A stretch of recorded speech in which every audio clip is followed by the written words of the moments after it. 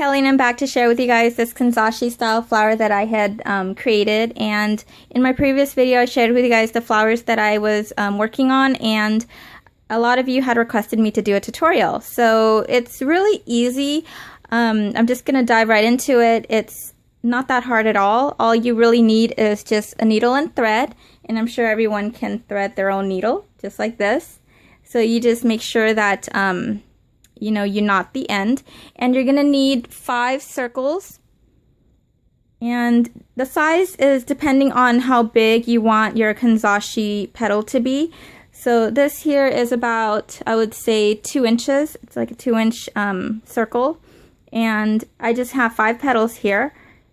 So what you're going to do is you just fold it in half, and then you thread your needle starting from the bottom.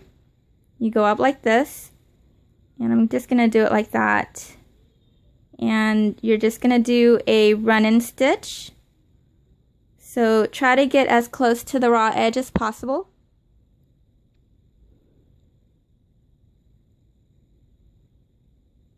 And then try to keep it as even as you can with the distance of your stitch there.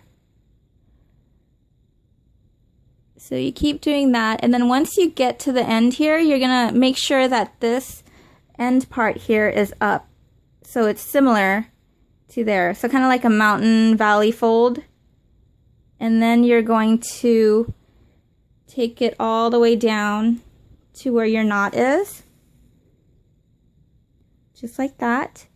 Now you're gonna continue doing the same exact for all of the rest of the circles. So you have like 4 left, and you're gonna go from the bottom. Again, I'm gonna share with you guys how I do it here first, and then I am going to pause my camera or stop it and then share with you how it all looks once you know, stitch all of your circles. So as closest to the raw edge there, it doesn't have to be too close. And you just keep going. And make sure that when you get to this part towards the end, that part comes up. Just like that. Okay, and then you just pull it. So when you pull it together, it'll look like this, and then you have 3 more to go. Okay, so the third one is stitched in. And here's the 4th petal. And here's the 5th petal. So once you get to the 5th petal, you're going to take your needle, and then from the 1st petal, you're going to just thread as close as possible to where that knot was, your first knot, and then you're going to join them all together. So now it's looking like it.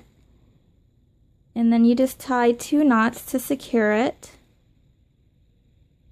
So what I do is I run my needle back into that same area, and then I loop it twice to tie 2 knots in there.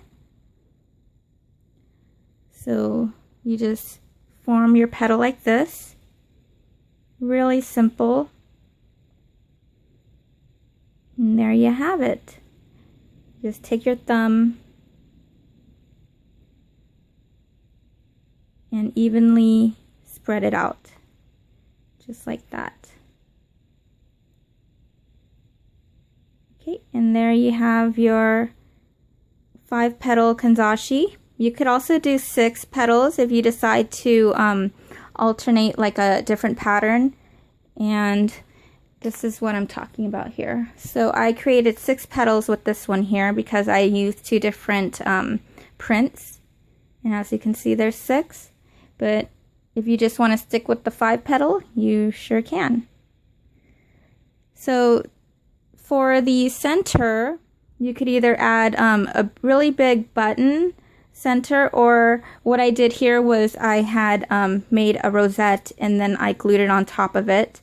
And for the backing, you could either gather, you know, lace or just anything that coordinates. However, I just used the same print on this one, and then I did a gathered stitch, as you can see in the back there.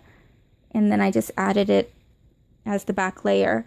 Or you could, you know, do the loopy flower, where the loopy technique here that I did, I did a gathered stitch, and then I just, you know, cut the loops there. So you could just add it onto that as the back, and that would create a different look as well. So yeah, very simple, very easy to make, and I hope that this tutorial was easy to follow. And that's pretty much it. So I'm going to come back and share with you guys some more flowers that I had created, which are those right there.